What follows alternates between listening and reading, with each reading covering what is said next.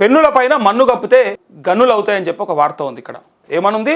పెన్నుల పైన మన్ను కప్పితే గన్నులు అవుతాయని. ఇగో ఇక్కడ చూపిస్తా ఉంటాను. రేవంత్ రెడ్డి నిన్న మాట్లాడినటువంటి 2 మాటలు చూద్దాం. ఇగో, పెన్నుల పైన మన్ను కప్పితే గన్నులు అవుతాయి, గడీలను సైతం కూల్స్తాయని అందశ్రీ నిరూపించారు. తెలంగాణ చరిత్రలో ఆయన కోహినూరు వజ్రం. ప్రతి గ్రంథాలయంలో నిప్పుల వాగు పుస్తకం. కవులు కళాకారుల గానం వినిపించకుండా గత పాలకుల కుట్ర. రచయిత అందశ్రీ సంతాప సభలో సీఎం రేవంత్ రెడ్డి అంటూ అంతర్జాతీయ స్థాయిలో రెండేండ్ల విజయోత్సవాలు అధికారుల సమావేశంలో సీఎం రేవంత్ రెడ్డి. ఎంతమంది కవులున్నా తెలంగాణ చరిత్రలో అందశ్రీ ఓ కోహినూరు వజ్రంలా నిలిచిపోతారని సీఎం రేవంత్ రెడ్డి కొనియాడారు. పెన్నులపై మన్ను కప్పితే గన్నులు మొలకెత్తుతాయని, గడీలను సైతం కూల్స్తాయని అందశ్రీ నిరూపించారని చెప్పారు. ప్రత్యేక రాష్ట్రం ఏర్పడిన తర్వాత జయ జయ హే తెలంగాణ పాటను రాష్ట్ర అధికారిక గీతంగా అందరూ భావించారని, అయితే కేసీఆర్ చేసిన మోసం గురించి చెప్పడానికి ప్రయత్నం చేస్తా ఉన్నాడు. ఇగో, కానీ నాటి పాలకుల వల్ల ఆ పాట మూగబోయిందని ఆవేదన వ్యక్తం చేశారు. అయితే శనివారం హైదరాబాద్లోని రవీంద్ర భారతిలో నిర్వహించిన తెలంగాణ రాష్ట్ర గీత రచయిత అందశ్రీ సంతాప సభలో ముఖ్యమంత్రి మాట్లాడారు. బడి మొహం ఎరగని అందశ్రీ జయ జయ హే తెలంగాణ పాటను రాసి అందరిలో స్ఫూర్తి నింపారన్నారు. తెలంగాణలోని ప్రతి గుండెకు ఆయన ఆ పాట చేర్చారని చెప్పారు. ఓకే, ఇంత చూస్తే ఒకసారి నిన్న రేవంత్ రెడ్డి అన్నటువంటి ఒక మాట చూపిస్తా.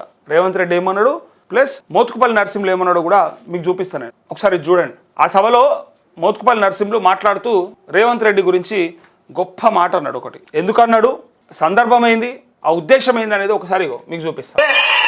అరే నువ్వే మాది కూడా అనుకుంటాం, ఏమన్నాడు వినరా, మాలాయన అనుకుంటాం 59 ఈ జూబ్లీ. అరే నువ్వే మాది కూడా అనుకుంటాం, నువ్వే మాలాయన అనుకుంటాం 59. అరే నువ్వే మాది కూడా అనుకుంటాం, నువ్వే మాలాయన అనుకుంటాం. అయితే ఇక్కడ ఉన్నటువంటి ముచ్చట ఏంటిదంటే, సరే మేమే నువ్వే అనుకుంటాం అనేది ఒక లెక్క. అయితే ఆయన ఏడికి పోతే ఆడ మంచిగా పొగుడుతూ ఉన్నారు. మహేష్ కుమార్ గౌడ్ కూడా నువ్వు రేవంత్ రెడ్డి కాదు రేవంత్ గౌడు అని అన్నారు. రేవంత్ రెడ్డి ఇట్లా లావట్టి లావట్టి లావట్టి లేపి లేపి లేపి అన్న ఇడిచిపెడతారేమో అని భయం అవుతుంది నాకు ఎక్కడన్నా. ఎందుకంటే ఏ పరిస్థితి తీసుకొస్తున్నారు అంటే, ప్రతి కుల సంఘం మీటింగ్లో, ప్రతి కుల సంఘ సమావేశంలో వీళ్ళు ఏం చెప్తున్నారంటే, ఆ కులానికి సంబంధించిన వ్యక్తిగా రేవంత్ రెడ్డిని చెప్తా ఉన్నారు. చెప్పాడు కదా మోత్కుపల్లి నరసింహులు, నువ్వే మా జాతి బిడ్డ అనుకుంటామని డైరెక్ట్గా అంటా ఉండు. అట్లనే అక్కడ కూడా నీ పేరు రేవంత్ రెడ్డి కాదు రేవంత్ గౌడే అని చెప్పి అన్నారు. అసలు రేవంత్ రెడ్డి ఏంటిది మరి అంటే ఒకసారి చూడుర్రి. ఆయన కూడా చెప్పుకుంటలేడు. ఇంకొక దీనికి సంబంధించింది అదే మీటింగ్లో మాట్లాడినటువంటి మాట చూస్తే మీరే అర్థం చేసుకుంటారు. ఆయన దేంట్లో ఉన్నాడు అనేది ఆయన చెప్పుకుంటలేడు. ఒకసారి చూడండి. ఇగో, ఇవాళ తెలంగాణలో రెడ్లు 3 ఉంటే దళితులు 4 ఉన్నారు మంత్రివర్గంలో. ఇక కొట్టుర్రి, సప్పట్లు కొట్టుర్రి. ఇక ఏమన్నాడు, ఇవాళ తెలంగాణలో రెడ్లు 3 ఉంటే ముగ్గురే ఉన్నారా, రెడ్లు 3 ఉన్నారా? ఇప్పుడు చెప్పాలి ఇక, మంత్రివర్గంలో రెడ్లు 3 ఉన్నారా? అసలు నువ్వు మంత్రివి అని అనుకుంటున్నావా లేదా? ముఖ్యమంత్రి అంటే సపరేట్ అనుకున్నావా? సేమ్ క్యాబినెట్ మినిస్టరే కదా, నిన్ను కూడా క్యాబినెట్ మినిస్టర్ అని అంటారు. సో ముఖ్యమంత్రి అయితే మాత్రం మంత్రివి కాదా అనేది ఒక ప్రశ్న. ఆయన ఏమనుకుంటుంటే, నేను ఏ వర్గానికి చెందనే సపరేట్ అని అనుకుంటుండే ఆయన. ఇందాక మోత్కుపల్లి నరసింహులు అన్నట్టు అందరూ వాడు అని అందరూ అనుకుంటుంటే నేను మాత్రం రెడ్డి అని ఎందుకు చెప్పుకోవాలనుకున్నాడేమో. మొత్తానికి ఉత్తమ్ కుమార్ రెడ్డి మనకు యాదుకున్నాడు, పొంగులేటి శ్రీనివాసరెడ్డి మనకు యాదుకుండు, కోమటిరెడ్డి వెంకటరెడ్డి మనకు యాదుకుండు. 3 రెడ్లు ఉన్నారు కదా, 3 మంత్రులు ఉన్నారు కదా. మరి ఈయన పేరేంది, రేవంత్ రెడ్డి కాదా? ఏంది అసలు ఈయన ఎందుకోసానికి పేరు చెప్పుకోలేడు? అంటే మంత్రివర్గంలో మీరు లేరా, మీకు సంబంధం లేదా అంటే 4 ఉన్నట్టు లెక్కకు రాదా?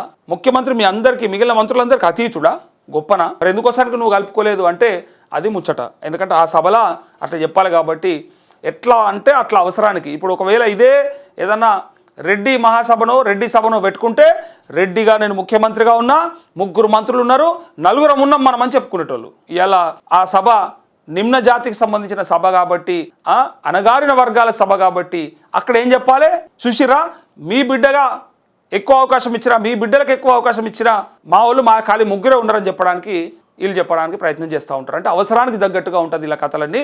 ఇప్పుడు రేవంత్ రెడ్డా, రేవంత్ గౌడా, మరి రేవంత్ ఏంటిది, రేవంత్ ఏంటిది అసలు?